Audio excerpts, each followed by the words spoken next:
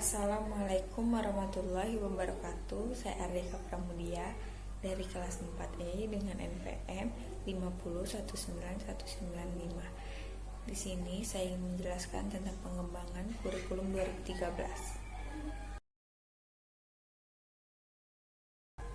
Baiklah, yang pertama ada dasar-dasar pengembangan kurikulum 2013. Kurikulum dapat dipahami sebagai semua pengalaman yang diperoleh oleh peserta didik dan proses pembelajaran baik di dalam kelas maupun di luar kelas. Dan agar kurikulum tersusun dengan baik dan sesuai dengan harapan tujuan pendidikan, maka ada penyusunan dan pengembangan beberapa faktor. Disebut diantaranya adalah yang pertama, faktor peserta didik. Karena dalam penyusunan pengembangan kurikulum hendaknya perlu memperhatikan adanya perkembangan psikologi peserta didik yang tidak sama. Yang kedua itu ada faktor pendidik. Berkenan dengan materi pelajaran, Schubert dalam bukunya Kurikulum, Perspektif, Paradigm, and Possibility menjelaskan bahwa materi kurikulum harus mengikuti perkembangan zaman. Dengan demikian, kurikulum sekolah dapat memenuhi kebutuhan hidup peserta didik. Yang ketiga itu ada faktor pendidik. Peran guru dalam pembelajaran sangatlah penting. Oleh sebab itu, maka faktor ini tidak bisa diabaikan manakala menyusun dan mengembangkan kurikulum. Yang keempat itu ada faktor pendekatan dan cara mendidik. Pendekatan atau cara dapat dipandang sebagai dua hal yang mirip atau hampir sama.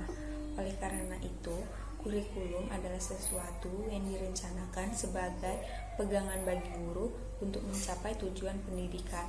Maka, dalam penyusunan dan pengembangan kurikulum juga harus menyesuaikan dengan pendekatan dan cara mendidik. Selanjutnya ada materi tentang rasiologi pengembangan kurikulum 2013. Dalam rasional pengembangan kurikulum 2013 perlu dilakukan karena adanya berbagai tantangan yang dihadapi, baik tantangan internal maupun tantangan eksternal. Di sini saya ingin menjelaskan tentang tantangan internal. Pemenuhan standar nasional pendidikan yang meliputi standar pengelolaan, standar biaya, standar sarana prasarana, standar pendidikan dan tenaga kependidikan, standar isi, standar proses, standar penilaian, dan standar kompetensi lulusan. Selanjutnya, tantangan eksternal yang dihadapi dunia pendidikan antara lain berkaitan dengan tantangan masa depan, kompetensi yang diperlukan di masa depan, persepsi masyarakat, perkembangan pengetahuan dan pedagogi, serta berbagai fenomena negatif yang mengemuka.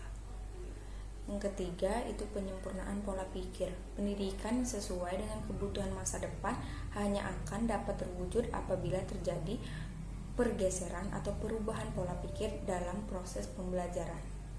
Selanjutnya itu ada penguatan tata kelola kurikulum.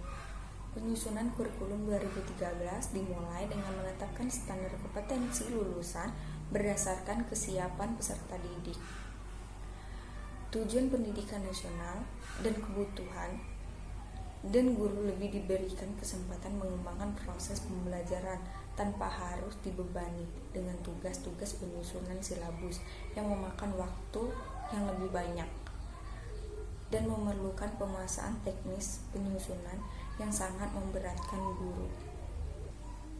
Baiklah, materi tentang pengembangan kurikulum 2013 dari saya, semoga bermanfaat. Saya akhiri. Wassalamualaikum warahmatullahi wabarakatuh.